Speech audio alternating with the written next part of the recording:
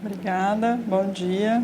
Agradeço o convite e a presença de todos vocês. A gente vai conversando, se vocês quiserem me interromper para perguntar alguma coisa, não me incomoda, pode falar. E aí no final a gente conversa alguma outra coisa que vocês ficarem com dúvida, que não foi conversado aqui nas exposições. Eu vou começar, a gente vai conversar sobre alguns tipos de memória. E a ideia é mais para que vocês entendam o que a gente tenta avaliar e entender o que o paciente está com dificuldade. Então, diferenciando as memórias, né, de uma forma meio acadêmica, mas para cada um entender onde que pode dar alguma confusão quando fica com doença, a gente consegue dividir isso e tentar ir avaliando os pacientes dessa forma. Então, vamos indo que aí a gente vai conversando para ficar mais fácil. Então, os tipos de memória.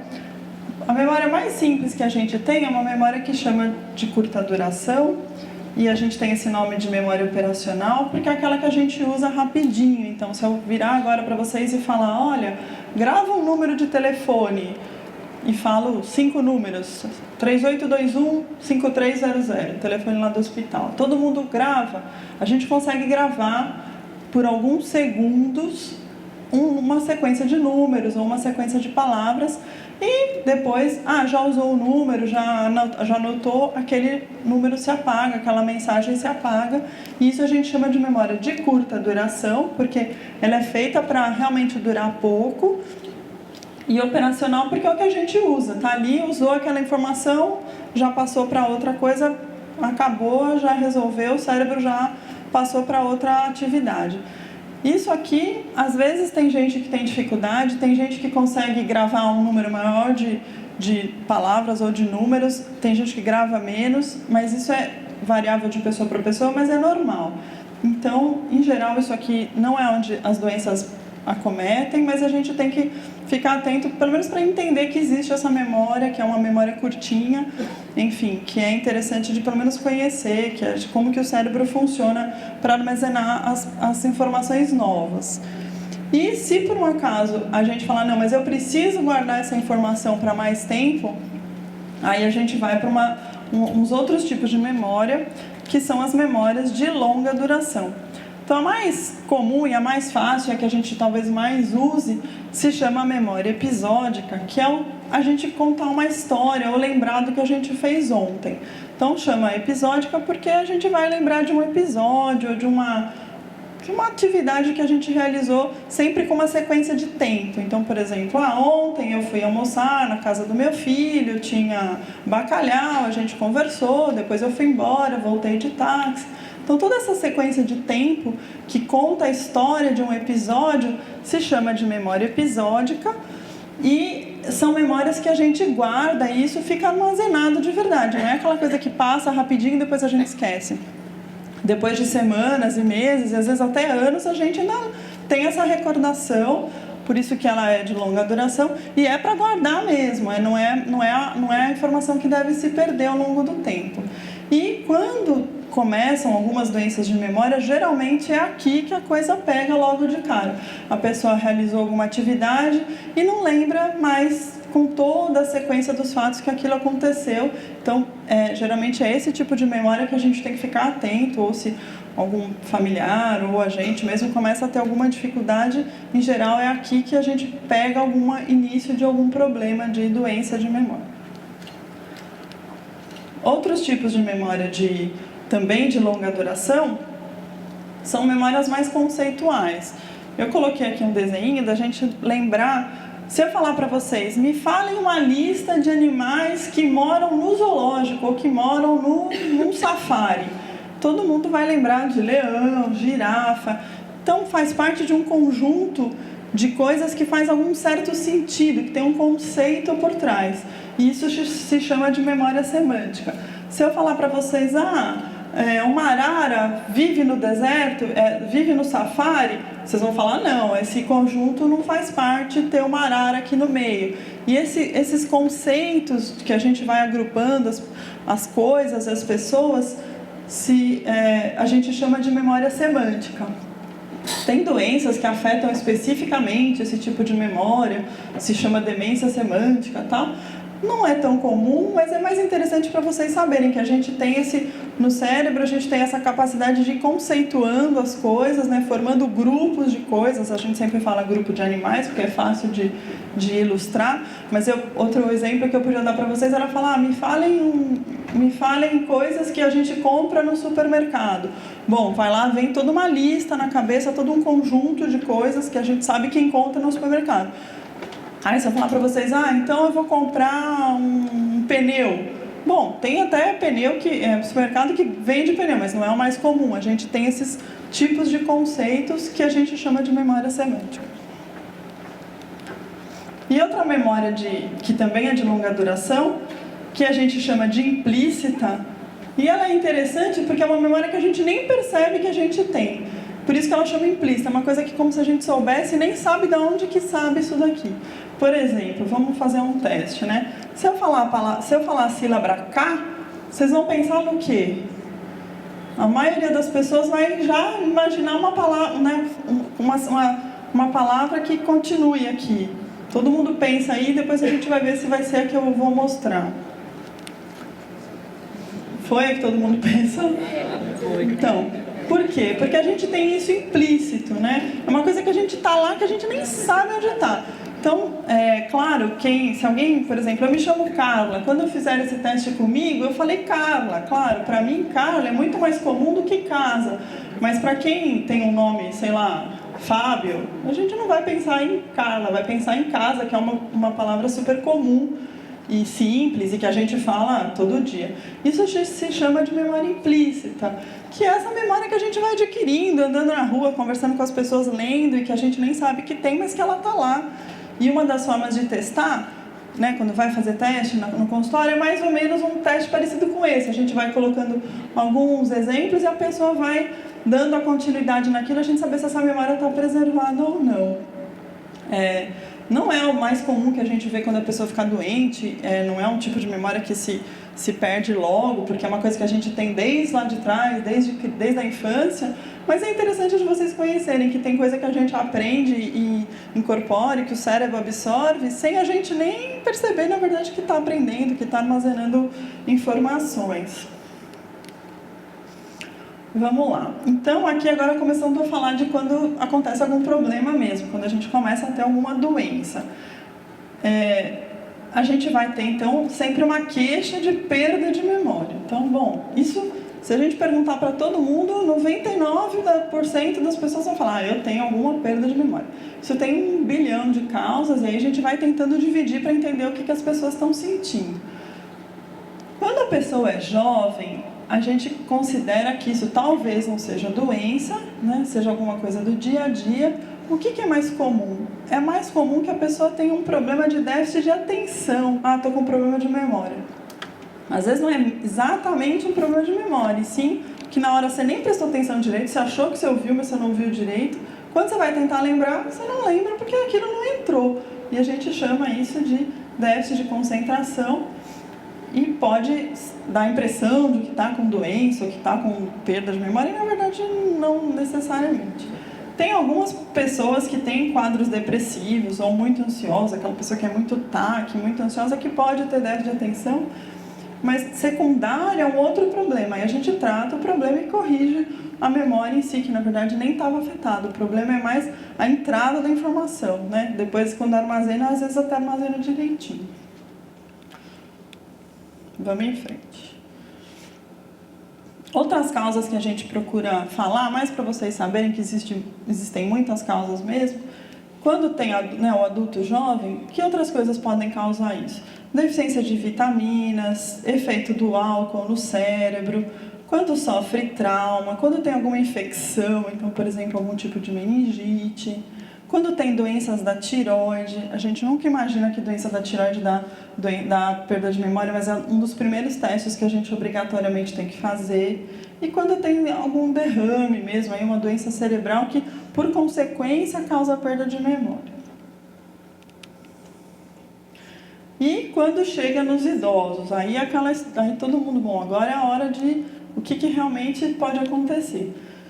como a gente divide isso, né? Então, às vezes tem um declínio de memória relacionado só à idade, não é doença. Às vezes tem alguma coisa relacionada a doenças vasculares, então a pessoa teve alguns derramezinhos ou microderrames, e isso afeta a memória, mas a doença primária não é doença de memória mesmo. Quando tem doenças degenerativas, que é a causa do Alzheimer, de doença de Parkinson, que é o que a gente está mais acostumado a ouvir, e tem uma doença que chama hidrocefalia de pressão normal, que é uma situação bem específica, que além da perda de memória a pessoa tem outros distúrbios de marcha, que dá distúrbio de memória. E o que é importante? Por que a gente sempre fala isso? Porque corrige, trata, é curativo, a pessoa melhora. Então é um Alzheimer que a pessoa melhora totalmente. Então é sempre bom falar para a pessoa ficar atenta, não dá distúrbio de marcha com perda de memória. Opa, tem alguma coisa estranha aí, vamos checar se não é alguma coisa que dá para tratar melhor. Se a hidrocefalia tem a ver com a criança que nasce com problema? O que acontece dentro do cérebro é parecido. Hidrocefalia é quando você aumenta um acúmulo de líquido dentro dos ventrículos, que é uma estrutura que acomoda esse líquido. Na criança, ele acomoda por um mecanismo diferente do adulto, mas o acúmulo de água é igual, por isso que chama hidrocefalia. Tá? É que na criança não dá perda de memória porque a criança tem outros distúrbios de desenvolvimento. A criança não desenvolve normal se ela tem hidrocefalia. Mas o tipo de tratamento é até parecido, porque se opera as crianças, a gente também acaba operando os adultos. No caso, seria só tirar água e o cérebro da criança voltaria? O da criança às vezes tem malformação. No adulto, a gente drena essa água, você não consegue tirar. Você põe como se fosse uma cânula que drena essa água do cérebro, a gente passa a cânula por dentro e joga na barriga, e a barriga consegue eliminar. E aí só de drenar aquela água já resolve. É uma coisa relativamente simples. É que as pessoas às vezes não sabem o que é difícil de entender, que às vezes acha que é problema de memória do idoso, que é normal, que a pessoa vai ficar assim mesmo, e às vezes até uma situação que dá para tratar e a pessoa fica boa mesmo. Bom, aqui eu vou ir falando mais ou menos, depois a gente vai conversar com mais calma, mas doença de memória, queixa de memória em idosos, pode ser doença de Alzheimer? Pode, é uma queixa comum, quanto mais velho, mais chance de ter, é uma doença totalmente relacionada à idade. Então, quanto mais velho a gente fica, mais chance a gente tem de ter. O que ela tem de característica principal?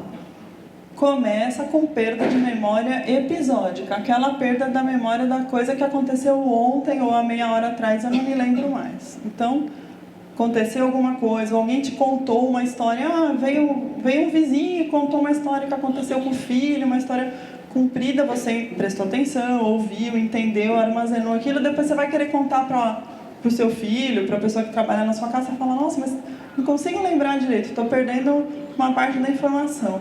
É esse tipo de memória que a gente vê logo de cara, que são os sintomas iniciais da doença de Alzheimer. E depois a coisa vai ampliando mais, mas em geral os primeiros sintomas são esses. Outras doenças que dão perda de memória. Existe uma doença que chama doença de Levy, que não é tão incomum, mas a gente não ouve falar tanto, e ela tem um sintoma interessante, que além da perda de memória parecida com a doença de Alzheimer, ela tem alguns sinais motores, como se fosse uma pessoa que tem Parkinson. Então a gente fala que é um Parkinson misturado com Alzheimer. Ah, mas existe isso? Existe, chama doença de Levy, tá bom? Existe um tipo de demência que chama frontotemporal. Esse tipo de demência é mais raro, é mais comum em gente um pouquinho mais jovem, não é tão idoso. E o que tem de interessante aqui? Como pega essa parte frontal do cérebro, ela começa com sintomas meio psiquiátricos. Então a pessoa começa tendo alucinação, começa tendo crises como se fossem crises de loucura, de pacientes psiquiátricos mesmo. Então chama atenção uma pessoa que a vida toda foi normal, porque essas doenças psiquiátricas em geral começam bem mais jovem, lá na adolescência, na esquizofrenia, por exemplo, começa bem na adolescência. E a pessoa passou a vida toda bem, trabalhou, teve uma vida normal, quando começou a ficar lá, depois dos 70 anos, começou a ter uns sintomas de alucinação, de achar que tem gente roubando ela, de achar que estão perseguindo, que presença de visões ou de coisas, estou ouvindo vozes, e a gente pode considerar, não é que é obrigatório, mas uma das coisas que a gente tem que pensar é nesse tipo de demência que chama frontotemporal. Eu coloquei a doença de Parkinson aqui, mais para vocês, para a gente só comentar. O Parkinson, no começo do quadro, não vai ter perda de memória. Até se tiver logo de cara, a gente tem que, o neurologista tem que pensar nessa doença de Lewy, não no Parkinson. Mas no decorrer, o cérebro vai sendo acometido e progressivamente, depois de 10, 12 anos de parkinsonismo, ele pode vir a ter doença de memória. Não acomete tanto quanto a dificuldade para falar, dificuldade para andar, mas pode, no final da doença, ter acometimento da memória também. E uma outra doença que eu coloquei aqui só para vocês ouvirem falar, para quem ainda não ouviu, que se chama doença de Huntington, que é uma doença genética, que acomete as pessoas já jovens, ela é hereditária, então assim, o pai tem, os filhos vão ter, os filhos daqueles filhos vão ter, é grave do ponto de vista hereditário, porque todos os familiares têm, e é uma causa de demência em gente muito jovem, então lá pelos 30, 40 anos já começa. Como hoje em dia tem testes genéticos, a gente mais ou menos consegue prever e orientar para que as pessoas não tenham filhos, a doença não é que diminuiu, mas é que tem um controle maior do que está acontecendo. Mas é uma doença grave, enfim, mas para vocês conhecerem, e é uma das causas de perda de memória em paciente bem jovem. Então aqui eu coloquei só para a gente não esquecer, o que é importante? Além da perda de memória, que a gente chama de declínio cognitivo, isso tem que, de alguma forma, afetar as atividades do dia a dia. Então, como que a gente diferencia, de forma inicial, o que é perda de memória normal, do idoso, que não acomete, que não atrapalha muito, do que aquela que pode ser doença de verdade?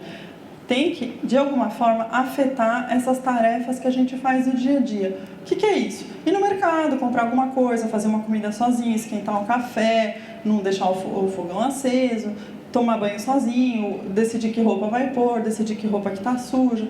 Tarefas do dia a dia, nada muito complexo, mas a pessoa que consegue viver independente, viver sozinha em casa, sem ajuda de ninguém, consegue fazer todas as atividades sem ajuda de ninguém, não tem comprometimento das atividades de vida diária. Então, eu tenho perda de memória, mas faço tudo sozinho, pego o ônibus, vou no médico sozinho, você não tem demência, você tem algum declínio da idade que não chega a ser doença. Então, sempre vai ter perda de memória associada a essas atividades de vida diária comprometidas. Isso é bem importante. Antigamente, a gente não tinha. Antigamente, eu estou dizendo nem tanto, mas uns 10 anos atrás, a gente não tinha tantos testes para fazer diagnóstico.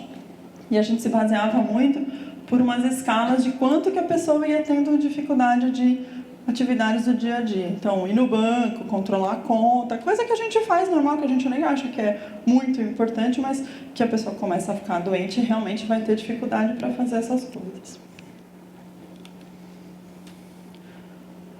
Bom, aí chega no consultório, o que o médico faz? Como que é esse diagnóstico? Como que a gente tenta chegar num diagnóstico de doença? A gente faz um negócio que chama anamnese, que são umas perguntas. E como que tá? E como que é? Quando que começou a perder a memória? O que atrapalha no dia a dia? Está trabalhando ainda? Isso interfere no trabalho? Então, essas são as perguntas que o médico tem que ir tira com a família, às vezes faz uma entrevista junto com a família, porque o paciente já não consegue explicar tão bem. A idade do paciente sempre é importante, por aquela diferença que a gente tem, de declínio do idoso, declínio do adulto jovem, as doenças são muito diferentes. Então, a gente tem que contabilizar se o paciente é mais jovem, se é mais idoso, quando que o negócio começou e como que ele está evoluindo. Talvez esse seja o mais importante. Começou de ontem, ele estava normal até ontem, aí acordou assim. Bom, não era uma demência dessas que vai devagarzinho. Sempre o tempo de evolução é lento, a coisa é progressiva, vai devagar. Você consegue falar, 1 ano atrás ele não estava assim, mas não de um dia para o outro, ou de um mês para o outro. Então, quando tem um início muito abrupto, a gente fala, opa, tem alguma coisa estranha aí. Será que teve um pequeno derrame e ninguém percebeu? Mas não parece essas doenças degenerativas do tipo do Alzheimer, do tipo da doença de Lewy. Ou então, quando ela evolui em degraus. O que é isso? Quando dá uma piorada, depois estabiliza, aí dá uma piorada, parece como se fosse, mas vai subindo em escadinha, que a gente fala essa evolução em degraus. Também a gente fala, opa, tem alguma coisa estranha, será que está tendo vários derramezinhos e a gente não percebe? Então, são sinais de diferença que a gente não imagina que vai acontecer na doença de Alzheimer, que é o mais comum. E a gente sempre pergunta, tem a ver com alguma coisa? Teve uma batida na cabeça que foi depois daí que ficou ruim? Morreu alguém e depois a pessoa ficou assim? Caiu e quebrou o braço e depois ficou assim? Para ver se ajuda a fazer diagnóstico. Será que tem algum medicamento que a pessoa está tomando, algum calmante, algum remédio para tontura, que a gente acha que não é nada, que não atrapalha nada, mas que tem alguns efeitos sedativos no cérebro e o cérebro acaba não funcionando tão bem e quando só de você tirar o remédio acaba melhorando e não era doença de Alzheimer, nada, era só o efeito errado de remédio mesmo. Outras coisas que a gente vai perguntando para tentar diferenciar entre os tipos de doença. Então, o que é importante? Tem mudança da personalidade, tem alguns delírios, tem presença de alucinações, mudou um pouco o comportamento, mudou um pouquinho a alteração de sono ou de hábitos sexuais. Para que a gente pergunta isso? Se a pessoa, a vida toda foi de um jeito, muda o comportamento, começa a ficar fazendo coisas repetidas, tem alguma coisa estranha que merece uma avaliação um pouquinho melhor. A gente faz o exame físico e depois vai olhar outras doenças não neurológicas que podem estar atrapalhando. Então, o que eu vou falar as mais importantes, mais comuns e mais importantes? Hipertensão, arritmias, carência nutricional por causa de deficiência de vitamina, que isso a gente acha que não afeta o cérebro, mas afeta bastante. E outros sinais, a gente chama de sinais extrapiramidais, aquele comprometimento motor do Parkinson, que a pessoa anda devagar, tem mais dificuldade para falar, e o médico tem que ficar atento a tudo isso nessa consulta inicial. Aí a gente faz um teste que chama mini exame do estado mental, que é um teste muito comum, hoje em dia se faz no consultório, é uma coisa de rotina no neurologista, é um teste rápido que a gente chama de rastreio, faz algumas perguntas do tipo, que dia é hoje, onde que a gente está, que lugar é esse, e fala 3 palavras e pede para a pessoa repetir. E depois fala, conversa mais um pouquinho e pede para a pessoa repetir de novo essas 3 palavras.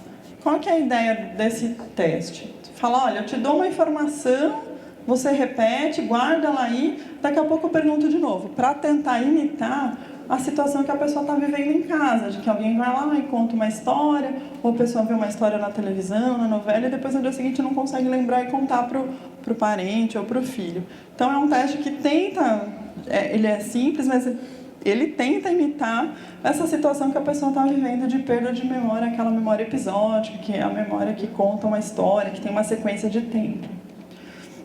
Isso a gente faz de rotina, é rapidinho, demora uns 10 minutos. Aqui eu trouxe só para mostrar para vocês o que a gente faz no consultório. A maioria dos testes é tudo feito, a gente fala, papel e caneta, não precisa de muita coisa no começo. Um segundo teste é esse que chama exame de Pfeffer, que ele vai fazer aquelas perguntas de atividade diária. Não dá para vocês lerem, mas é mais ou menos o que ele pergunta. A pessoa consegue cuidar do seu dinheiro? Consegue fazer uma compra e controlar o troco? Consegue esquentar o café e apagar o fogo? Coisas simples que no dia a dia a gente acha que faz normalmente, mas que algumas pessoas começam a ter dificuldade. A gente faz uma escala de depressão, que são várias perguntas e dá uma nota, e aí se a pessoa responde muitas perguntas positivamente, você pode ficar na dúvida de depressão. Tem depressão, a gente acha que depressão é uma pessoa que chora, e lamúria, e choroso, e cara de tristeza e solidão. Não necessariamente. Às vezes, principalmente para os idosos, tem muita gente que tem uma depressão que é ficar mais quieto, não querer conversar, e junto com isso, perda de memória. Então, se houver uma suspeita de depressão, antes da gente pensar em doença de memória, a gente obrigatoriamente trata a depressão e vê o quanto que a pessoa melhora, porque depois dos 60 anos é muito comum que a perda de memória seja de causa depressiva, e é muito mais fácil tratar, muito melhor a evolução disso. Aqui eu coloquei, eu vou conversar mais rápido, porque são exames, mas não é para vocês saberem quanto que a gente faz de pesquisa depois quando vai. Então vamos dizer, acabou a consulta, o que é o depois da consulta? A pessoa vai fazer vários exames de sangue. Esses exames de sangue é importante fazer exame de tireoide, aquele TSH, dosar a vitamina B12 e os exames normais de rotina. Qual que é a ideia disso aqui? A gente tem que descartar outras doenças que não sejam cerebrais que estejam comprometendo a memória. Então, tireoide, deficiência de B12, que é de vitamina B12. Então, a gente acha que é bobeira, mas é super comum a pessoa ter alguma doença dessa que não sabe, e o primeiro sintoma é a doença de memória. Então, isso a gente faz para excluir outras causas e falar, bom, parte clínica a gente já passou, vamos agora em seguida na parte neurológica. E aí começam os exames de imagem mesmo, da parte cerebral em si. Então, de rotina a gente faz algum exame de imagem, que é ou tomografia ou ressonância, e tem alguns exames mais especiais, que tem esse SPECT, que é um exame que a gente faz para ver a função, como que o cérebro está funcionando, não é a estrutura e sim o funcionamento. E tem alguns outros que são para situações mais específicas, que a gente fala, está pesquisando uma doença muito diferente, vai para umas coisas mais complexas e, eventualmente, mas muito, muito eventualmente, pode até fazer biópsia do cérebro. Eu vou mostrar para vocês, mais ou menos, para vocês terem uma ideia. Claro que não dá para aprender, ver tomografia e ressonância, mas mais ou menos para vocês entenderem o que a gente procura quando pede esses exames, né? Essa imagem aqui é uma imagem de ressonância. A gente está vendo o cérebro como se fosse vindo de cima, assim, né? Como se fosse a tampa. E o que a gente olha aqui? Esses sulcos, essas minhoquinhas branquinhas aqui, são os espaços que aquelas minhoquinhas que o cérebro tem. E isso, a tendência nas doenças degenerativas do tipo do Alzheimer é aumentarem esses sulcos. Então ele vai ficando mais esburacado, vamos dizer. E é isso que a gente vai olhar nessa parte da ressonância. E a gente vai olhar aqui dentro, que chama ventrículo, se essa parte está muito aumentada perto do que a gente considera normal. Isso é meio no olhômetro, claro, mas depois o radiologista mostra pra gente, não, tem mesmo o que você está pensando que tem ou não. Então, em geral, a gente olha essas duas coisas.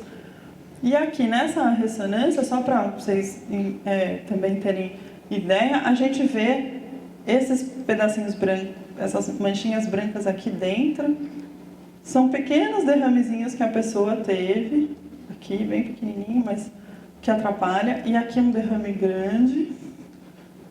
Ó, comparem com o outro lado, como a gente não tem essa lesão branca, que foi uma área que sofreu um infarto cerebral e comprometeu de forma importante a memória também.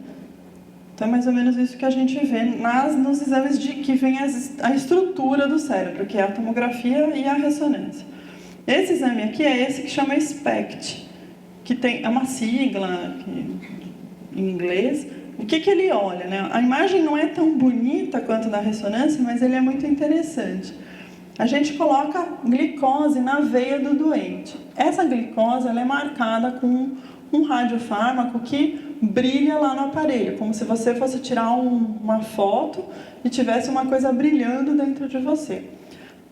A gente funciona à base de glicose. Todo músculo precisa de glicose e o cérebro também precisa de glicose. Então, quando a gente injeta glicose na veia da pessoa que está fazendo o exame, a gente consegue ver aonde que o cérebro está mais ativo.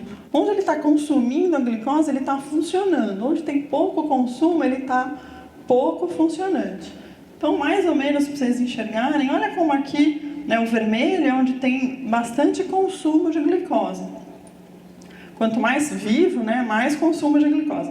E olha essa parte aqui do cérebro como está fraquinho, né? Tem uma casquinha, mas bem pouquinho. Então, essas áreas posteriores, que seria aqui, são bem marcadas, está bem realçado o consumo da glicose. E essa parte aqui que a gente chama de lobo temporal está bem diminuída, ou seja, tem alguma coisa aqui que está fazendo com que o cérebro funcione menos, né? Está menos ativo, menos consumo de glicose nessa região.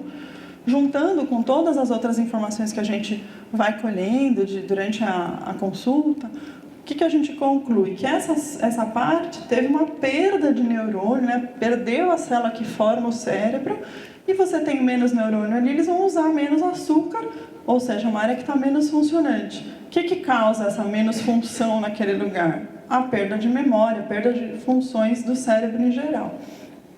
Isso aqui ajuda a gente a diferenciar de doenças não degenerativas. Por exemplo, um quadro depressivo tem um SPECT relativamente normal, não é absolutamente normal, mas não tem um padrão que pega esses lobos, essa região aqui que a gente chama de lobos temporais. Então ajuda a gente a tirar a dúvida, pelo menos, de falar, não, isso realmente tem alguma perda de neurônio aqui no cérebro, que na ressonância a gente às vezes não consegue ver.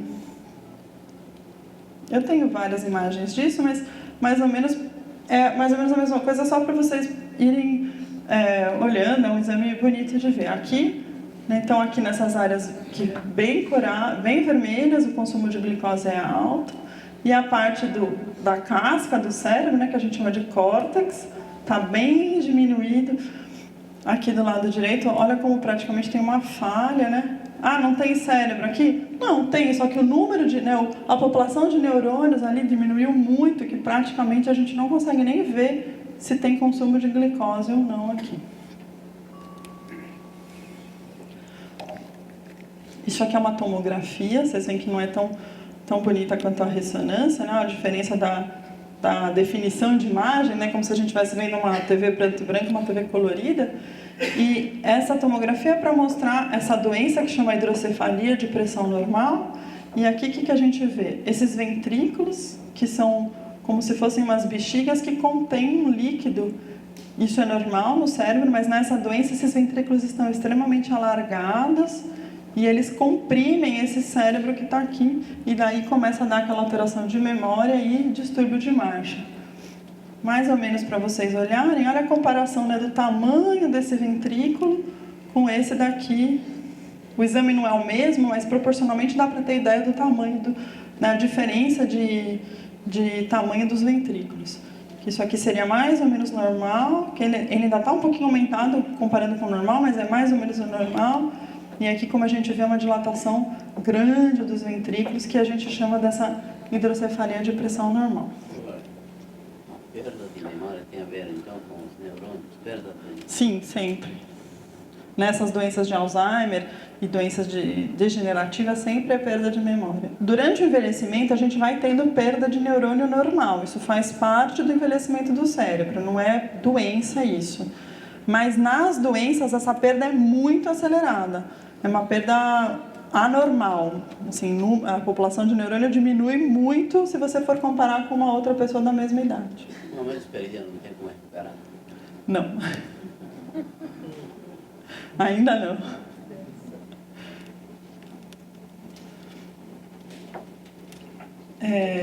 Bom, é uma ressonância aqui de novo, vista de lado, né, como se a gente tivesse visto a orelha, olhando pelo lado da orelha. Eu vou mostrar o que é interessante nessa ressonância para vocês verem. Essa doença é a demência frontotemporal. Aqui é a parte de trás do cérebro, né? Então é como se vocês estivessem me vendo de assim, né? Nesse ângulo.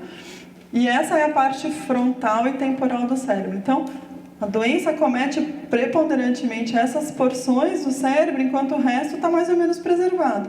E aí os sintomas são relativos a essas porções do cérebro. Essa alteração na ressonância ajuda a gente a diferenciar entre os tipos de demência. Um exame que, em alguns casos, a gente faz é o eletroencefalograma. Parece um monte de minhoquinha, mas o que a gente consegue ver aqui? Cada vez que tem um impulso elétrico desses neurônios, eles trabalham por impulso elétrico, a gente vê uma onda, e quanto maior o número de ondas, é normal esse funcionamento. Se o funcionamento começa a ficar muito lento, né, então a distância entre as ondas aumenta, significa que eu tenho menos neurônios dando esses impulsos elétricos, menos neurônios trabalhando, menos soldados trabalhando. Isso vai ter algum impacto no como é o funcionamento normal do cérebro. De novo a imagem, mas aqui é o SPECT de novo, mais ou menos o que a gente já viu. Olha como essa região está bem menos ativa do que se a gente comparar com a parte frontal do cérebro. Aqui, ao contrário, né, na doença de Alzheimer, a parte frontal está mais preservada e as partes mais posteriores estão mais acometidas, que é aquele lobo temporal de novo. Esse é o mesmo exame, só que visto de outro jeito. Então, quanto mais vermelho, mais ativo, quanto mais verde, menos ativo. Então, para vocês verem, a gente imaginaria que o certo, né, nesse exame seria que essas porções vermelhas estivessem toda a volta, toda a casca do cérebro estivesse ativo, como está ativo aqui, e olha quanto que a gente já perdeu aqui nessas porções. Aqui é visto de lado, mas mais ou menos a mesma coisa. Então, olha aqui, dá para ver direitinho. Quanto que aqui está ainda bastante ativo, né? Bastante consumo de glicose, e quanto que aqui já diminuiu razoavelmente. Aqui é como se a gente tivesse visto de trás, né, uma foto de trás para frente. As partes posteriores... As partes posteriores, então, aqui é como se fosse bem atrás mesmo, e vai vindo para frente, até que aqui chega como se fosse no nariz. Aqui está bastante consumo de glicose, está tudo indo muito normal, chega aqui, você vê que tem alguma coisa acontecendo, consumo de glicose muito baixinho.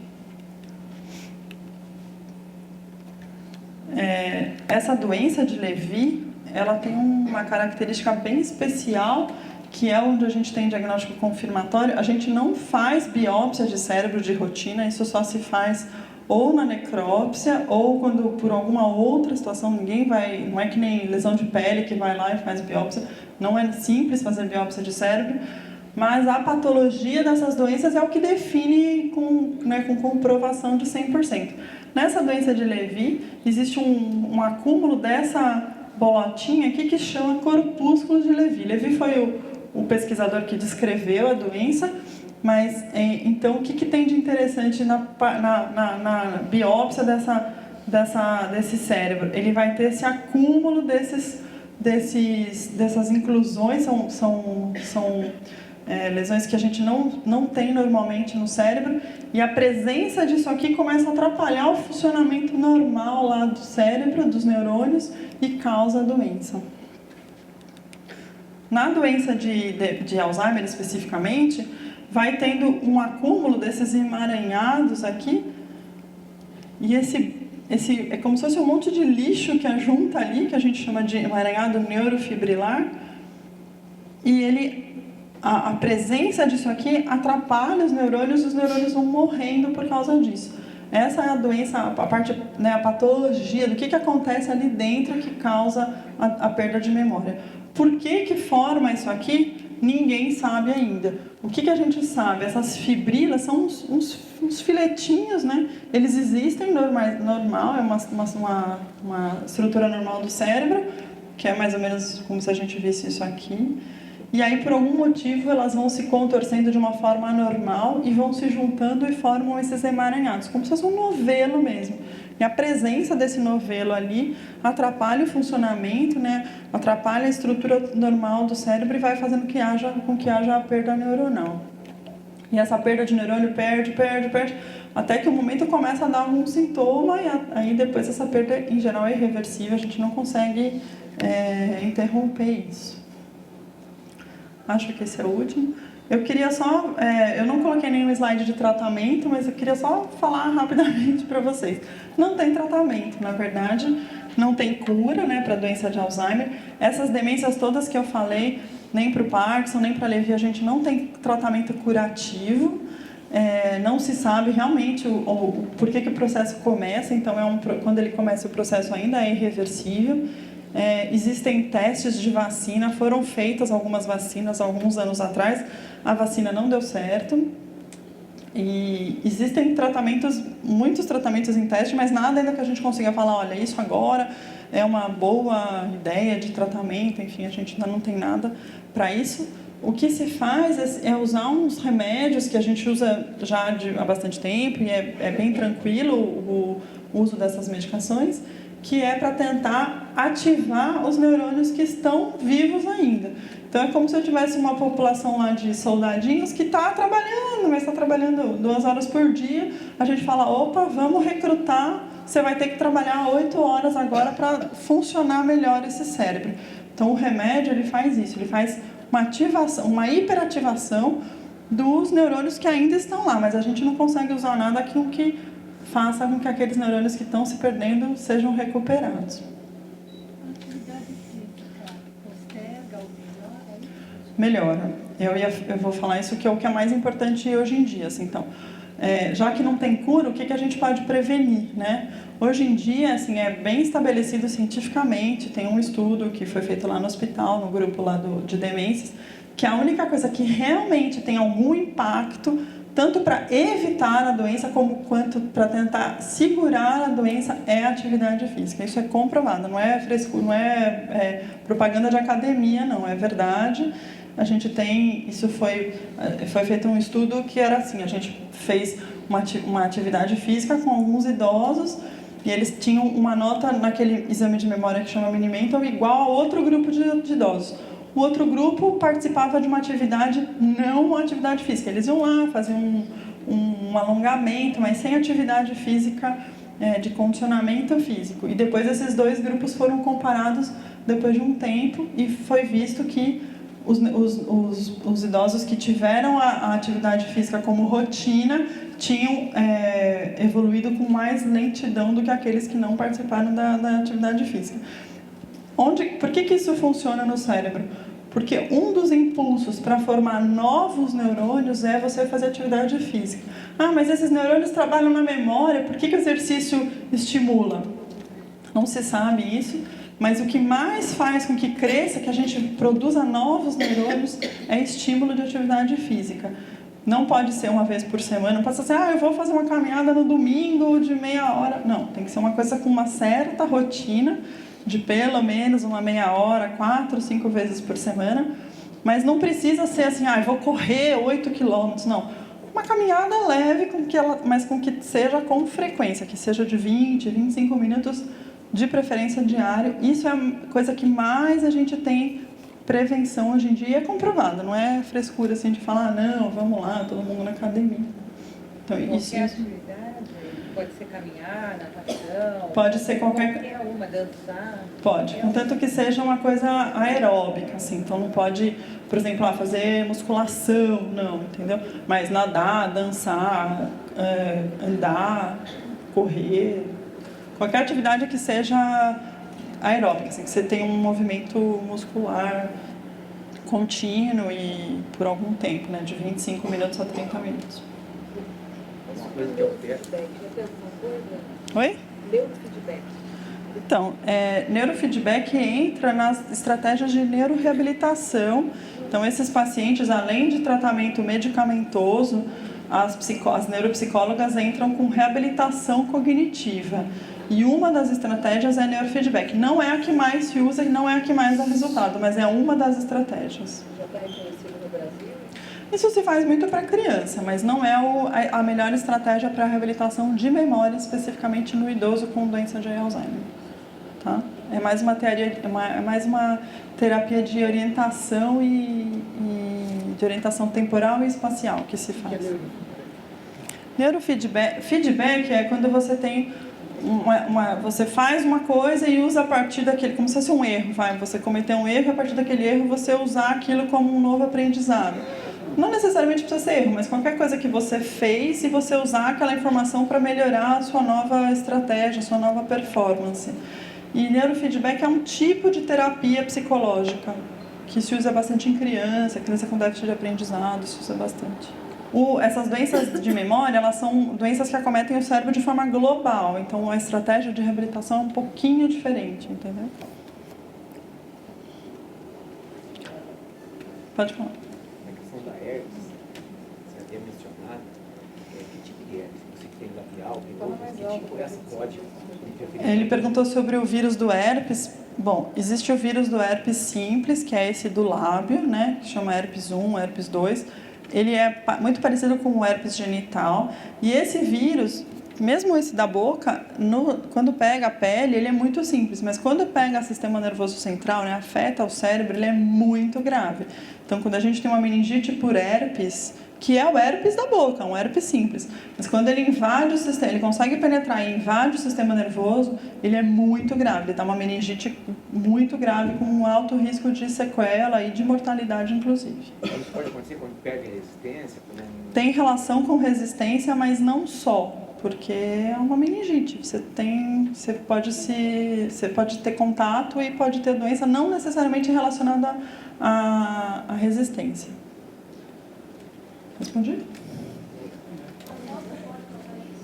Não escutei, desculpa.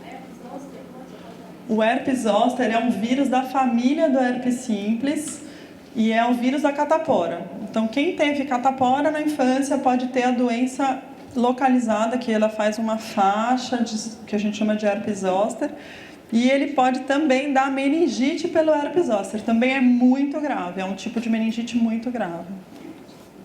Pode falar. Se a pessoa que fica com certa época, dá muita soneira, isso tem a ver com o cérebro? Tem a ver, tem aquela doença da apneia do sono, que é a pessoa que ronca à noite e no meio do ronco faz umas paradinhas de respirar. E durante o dia tem sonolência durante o dia. E isso, em geral, durante o dia dá perda de memória também. Então, e não é que tem a ver com o cérebro, mas como a pessoa não dorme bem à noite, tem sono durante o dia e afeta a memória. Mas é mais pela falta de... É o sono ruim, o sono de qualidade ruim, que afeta o cérebro de alguma forma. Para a pessoa assim, que retarda o Alzheimer, por exemplo, trabalhos manuais, além de educação física, você falou, exercício, tem alguma coisa para ser feita? Qualquer atividade que a pessoa realizar é bom. Então, por exemplo, qualquer trabalho manual, qualquer coisa que a pessoa faça, ajuda. Oi? Leitura, escrita. Qualquer coisa. O que é ruim é a pessoa ficar sem estímulo, né? Então, qualquer coisa que para você aprender um trabalho manual, qualquer que seja, você tem que usar o cérebro de alguma forma. Isso não parece simples, mas não é tão. Você vai aprender uma habilidade manual, mas é uma habilidade que o cérebro está trabalhando para aprender. Isso sempre estimula, sempre ajuda. Qualquer estímulo que a pessoa faça, então, por exemplo, a pessoa aposentou, fica sem fazer nada, é muito pior do que a pessoa que, bom, agora eu vou aprender a marcenaria, sei lá, vou aprender uma coisa que eu nunca soube fazer, ou vou aprender uma língua que eu nunca tive tempo de aprender. Você está estimulando o cérebro de alguma forma. Quando a pessoa repete, por exemplo, uma informação, uma história, é um idoso, ele conta uma coisa, passa um tempinho, ela vem e conta de novo. Então, ela perguntou quando as pessoas ficam um pouco repetitivas, né? Então, em geral, é um dos sintomas que a gente começa a prestar atenção, porque a pessoa esqueceu que te contou aquele negócio e conta de novo, e aí, às vezes, 2, 3 vezes repete a mesma coisa, porque, em geral, esqueceu mesmo. É um dos sintomas que a gente começa a chamar atenção de memória e começa a chamar atenção para alguma coisa. E nós, assim, não é bom falar para a pessoa, ou você já contou, qual que é a nossa postura? Depende da relação que você tem com essa pessoa, né? Em geral, o que a gente tenta orientar, e mesmo para a pessoa que já tem a doença, e está repetitivo, mas já sabe, já tem doença comprovada, você tentar não dar aquela informação tão pronta, né? Dá uma dica, dá uma pista para que a pessoa chegue nessa informação sem você dar a informação direta. Fala, lembra, já te falei, olha, é não sei o quê, mas, olha, você está repetitivo demais, pode falar ou não. Às vezes não vai adiantar muito você ficar falando, olha, você está me contando isso pela terceira vez, não vai mudar, a pessoa não tem muito controle. E se tornar irritada também é um sintoma? Pode ser. Normal, sim, porque muda um pouco o comportamento, a agressividade, sim. É que, em geral, esses sintomas de agressividade, eles vão acontecer já na evolução, assim, depois de 4, 5 anos que a doença já está encaminhada, não é um sintoma tão inicial. Mas toda mudança de comportamento, de personalidade, chama atenção também para pelo menos ficar atento, né? Ele tinha ouvido falar. Ela é hereditária assim. Quando você tem alguém na família, você tem mais chance de ter do que uma pessoa que não tem na família. Mas ela não é hereditária assim, que nem o Huntington, que eu falei, o filho vai ter e o neto vai ter, né? Ela é multifatorial, então não necessariamente hereditário. Você falou do papel do trauma na formação. Tanto um trauma encefálico como um trauma mesmo emocional também tem. Se a pessoa tem um choque muito... Pode ter. Obrigatoriamente trauma craniano de alta repercussão, né? Trauma emocional vai trabalhar na questão de quadros depressivos, não necessariamente para provocar Alzheimer, mas sim na chance desse diagnóstico diferencial, com depressão, com essas coisas. Tá. Senhor, fala. Olha, olha, eu estou preocupado com o negócio mal de Alzheimer. Às vezes eu não consigo concluir as palavras. As palavras não, uma palavra sequer, às vezes eu não consigo concluir. Eu fiz o exame, a massa encefálica está cada vez mais... O exame sozinho, isso... Cada vez dificuldade? Cada vez mais, não, cada vez menos. Os exames sozinhos... Diagnóstico de Alzheimer são várias etapas. Eu falei para vocês, mais ou menos, para vocês terem uma ideia. Tá bom. O exame só, não adianta falar, eu quero fazer uma tomografia que vai falar se eu tenho Alzheimer ou não. Isso não é bem assim que a gente faz. Não tem um teste que você vai lá e volta com um diagnóstico comprovado de nenhuma dessas doenças. É um conjunto de informações. Primeiro é aquela história que a gente tem, depois você vai juntando as coisas até que você fala, é um diagnóstico provável de. Não existe ainda nenhum exame que vai lá e resolve 100%. Senão a gente fica com a ideia que só a redução de cérebro na idade é doença de Alzheimer e não é. Tudo bem?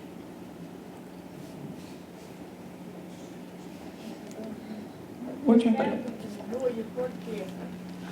Existe uma remodelação dos neurônios conforme a gente nasce, envelhece e morre. Então, assim, a criança tem muitos neurônios e nem tudo é usado, eles vão se remodelando conforme a utilidade. Então, é como se você, na fase adulta, você conseguiu usar um neurônio que faça duas coisas, vamos dizer.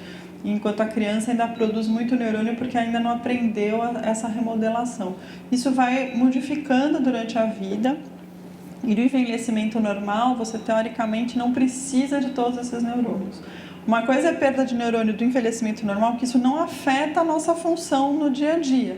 E outra é uma perda neuronal de doença, são coisas bem diferentes, entendeu? Não necessariamente a perda de neurônio... A gente fala perda, parece que é ruim, né? Vamos falar, diminuição dos neurônios da idade não é doença exatamente. Tá? Isso acontece por remodelação do cérebro, é um processo normal. Eu gostaria que a senhora falasse sobre um pouco de alimentação e memória. Ouvi dizer que soja, por exemplo, é muito... Então, existe uma teoria que é parcialmente comprovada de que aquela dieta do Mediterrâneo, que é comer salmão, azeite, essas coisas que tem ômega 3, ajuda na prevenção de memória, de doença de Alzheimer. Isso está relacionado porque os neurônios, eles têm um encapeamento que é por uma gordura, que é uma bainha de mielina. Então, se você come esses alimentos que tem essa gordura boa, né, que é a gordura do salmão, do azeite, enfim, você tem esse substrato para o neurônio formar essa mielina, que é essa bainha que reveste o neurônio. Especificamente da soja, eu não sei falar para o senhor, mas não é uma dieta. Existe até um complemento, um suplemento alimentar que fala, olha, coma, é como se você tivesse comido 100 quilos de salmão por dia e, teoricamente, faz algum efeito preventivo. Mas isso não é 100% falar, olha, vamos comer salmão todo dia que vai resolver, porque não necessariamente, entendeu? Existe, é um suplemento nutricional. Não, é um suplemento específico para a memória, mesmo que ele tenha uma quantidade, não é só ômega 3, são várias coisas que o laboratório diz que melhora, mas não é uma coisa assim que fala, olha, compra, todo mundo vamos tomar, não necessariamente.